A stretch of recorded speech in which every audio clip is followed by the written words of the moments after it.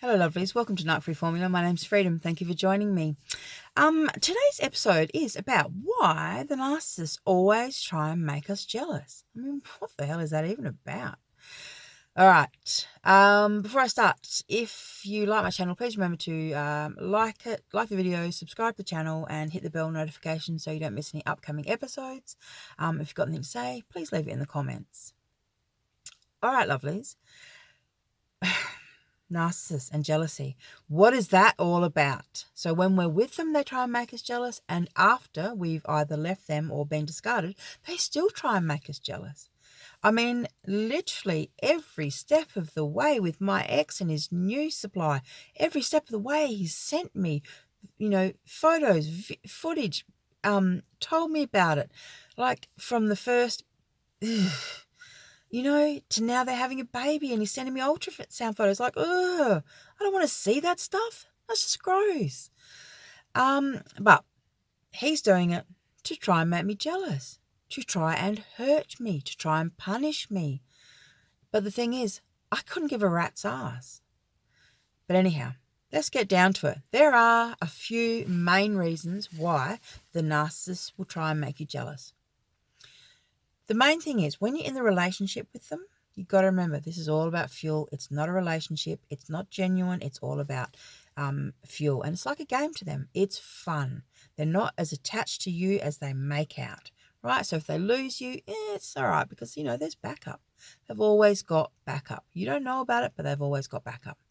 So when you aren't pumping fuel like you should, jealousy is a really easy way to make you feel threatened, to make you work a little bit harder to try and make him happy so you don't lose him. Because heaven forbid you lose him. Oh my God, could you imagine? I could think of nothing better than losing a narcissist these days, but back in the day when I was the dumb diddly that was in my situationship, just like y'all were, I was paranoid and insecure because he made me feel that way. I'm not a jealous person by nature, not at all. I trust my man. I feel confident about myself.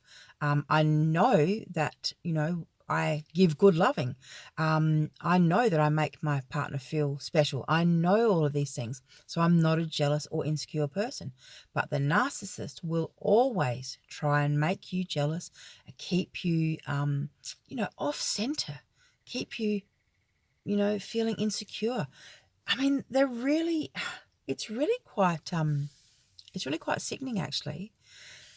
They do it in such subtle ways. Like, for example, I don't know, just say they bought a puppy off someone, right? And they have that person's phone number written down. Now, instead of just saying puppy woman phone number, they'll just leave it down as, Mel with the phone number, or no name and just the phone number. And then when you find the number, you're like, whose number's this? And then they act all suspicious and vague. So even when they're not actually cheating, right, they still try and make you jealous.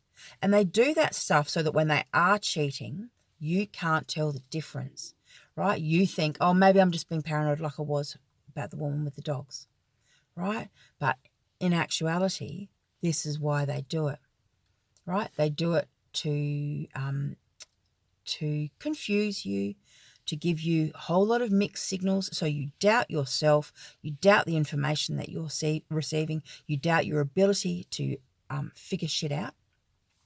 That way, they can have affairs whenever they want, they can cheat, they can screw around, and you just can't figure it out, okay? And the thing is, because you've been so paranoid and so jealous and so insecure all the way through, because they were triggering it in you, that it doesn't feel any different. So you don't actually realize what a big deal it actually is when they're screwing around. Does that make sense? So it's like what they call false flags, false events. It's not a real thing, but you think it's real. So then when the real thing happens, you can't tell what's really going on. Okay, highly manipulative shit going on right there. All right, so it's all about power and control. It's all about when the discard or you've escaped them. It's all about punishment and revenge. It's also about doing whatever they can to make you break no contact. It's also for them to get you to reach out to them in some way, or just to show them, like they just want to know, right? So are you really over me? Are you really over me? How are you going to feel when I send you the ultrasound photo of me and my new missus's baby, right? That's the kind of thing that they're hoping to be able to figure out from your reaction, how you feel. Have they still gotten in with you? Are you still believing who they are? Do you still believe the mask and the construct and this false person? Do you still believe in them? Because if you do, right, then they can keep you in the harem and there's another source of supply for them. So when you're in the relationship with them, sorry, I'm just really conscious of the fact that I've only got 3 minutes left of recording space on my phone, so I'm kind of tick-tocking against the clock. All right, so when you're in the relationship with them, they use it to test where you're at, because remember, they're always expecting you to leave them, right? So they are using jealousy to gauge how you feel so that they know when they need to jump ship, right? Because they love all their different sources of supply. They love having that. But, there's a difference between having secondary supply and grooming someone for primary supply, right? When, they need to know when you're going to jump ship because they need to be ready, right? And as I said, then it will just be a race for the door. But they also need to ramp up the grooming of whoever's going to replace you, okay? See, because we're normal, we think that when someone is thinking about leaving a relationship that the other partner would try and make things work, try and fix things. But when you're trying to leave the narcissist, all they're thinking about is, okay, well, when she does, who's going to replace her? That's all they're thinking about, right? So anyhow, getting back to it, the final thing is, nope, I've lost my final point. God damn it. I would never be good at being like a bomb, like one of those people that, stops a bomb from going off, like with a tick, tick, tick in the background.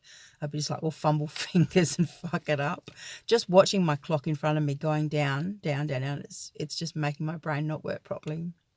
But anyhow, I think you get where I'm going with this whole thing, right? They try and make us jealous to get fuel from our reaction, to get us to breach no contact if we are in no contact, to get fuel when you're in the situation. Obviously, they love the fuel that comes from that because it's telling them, that they're important, that they're special, that you can't handle to lose them, blah, blah, blah, blah, blah, that they're superior, all of that stuff, right? So in the relationship, they use it for one thing, but after the situationship, they use it for punishment and for revenge and also for taking your temperature to see where you're at with them. Do you still care? Do you still believe in the facade, in the construct, in this false person, in what you had? Or if you're woken the fuck up and realize that all of that was fake. Fake, fake, fake.